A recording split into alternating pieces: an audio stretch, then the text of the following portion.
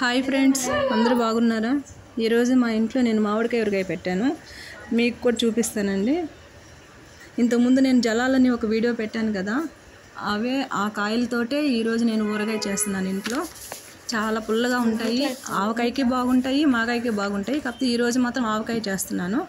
ముందుగా కాయలు కోసేసి నీళ్ళల్లో, మంచి నీళ్ళల్లో ఒక 4-5 గంటల సేపు వేసుకోవాలి. అలాగే నీళ్ళల్లో ఉంటే కాయ గట్టిగా ఉంటుంది, ముక్క కూడా ఎక్కువ రోజులు ఉంటుంది, చెడిపోదు, చాలా గట్టిగా ఉంటుంది. మనం ముక్కలు కోసే ముందు తీసి పెట్టుకొని ఒక 10 నిమిషాలు పొడిగుడ్డుతో బాగా తుడిచేసి ఒక 10 నిమిషాలు ఆరబెట్టుకుంటే సరిపోతుంది.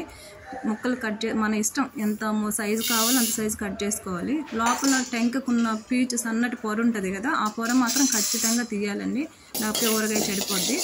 కొలతలు చెప్తాను మీకు నేను. 8 గ్లాసులు మామిడి ముక్కలకి 1 గ్లాసు ఉప్పు, 1 గ్లాసు కారము, 3/4 గ్లాసు ఆవపిండి, 1/4 గ్లాసు మెంతిపిండి, నువ్వుల నూనె కానీ పప్పు నూనె కానీ ఏదైనా మన ఇష్టం వేసుకోవచ్చండి. కాకపోతే నూనె మాత్రం ఆవకాయకి వేడి చేయకూడదు, డైరెక్ట్గా అట్లాగే పోసుకోవాలి.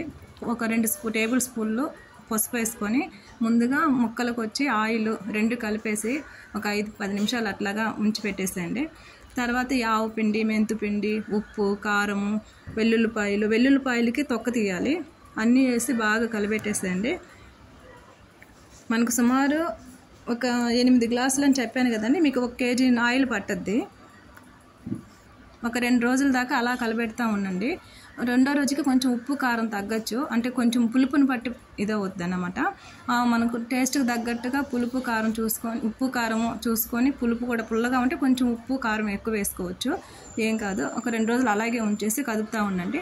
తర్వాత గ్లాస్ సీసాలకు స్టోర్ చేసి పెట్టుకుంటే ఒక 1 ఇయర్ కదా, 2 ఇయర్స్ వరకైనా నిల్వ ఉంటుంది, చాలా రుచిగా ఉంటుందండి. ఈ కొలతల ప్రకారం చేయండి మీరు.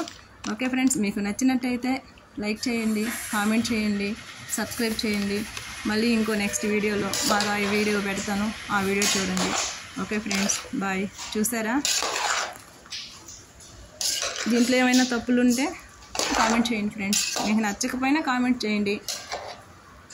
చూడండి ఫ్రెండ్స్, ఒకసారి ట్రై చేయండి. వేడి అన్నంలో వేసుకుని తింటే ఆవకాయ చాలా టేస్టీగా ఉంటుంది, మీకు అందరికి కూడా నచ్చద్ది.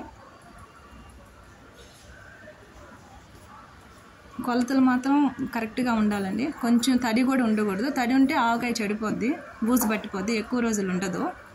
వెల్లుల్లిపాయలు మాత్రం ఖచ్చితంగా తొక్క తీయాలి, తొక్క తీసి ఎండబెట్టుకోవాలి. ఒక 20 నిమిషాలు మంచి ఎండలో పెడితే సరిపోతుంది. ప్రతి ఒక్కటి కూడా ఉప్పు కానీ, ఆవాలు, మెంతులు అన్నీ కూడా ఎండలో పెట్టాలా. కానీ ఆవకాయకి మాత్రం మెంతులు ఒక్కటే కొంచెం వేడి చేసి పొడి చేస్తే కొంచెం కమ్మటి వాసన వస్తుంది. కొంచెం మెంతులు కూడా వేసేయాలన్నమాట, టేస్ట్గా ఉంటాయి కాబట్టి. పచ్చి మెంతులు ఆపకుండా పచ్చి మెంతులే వేయాలి.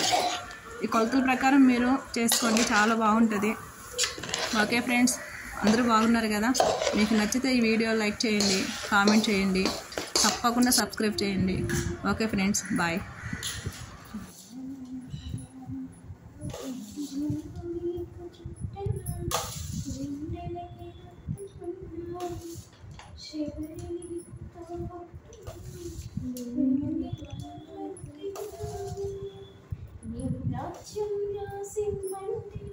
ఆ పాట అమ్మాయి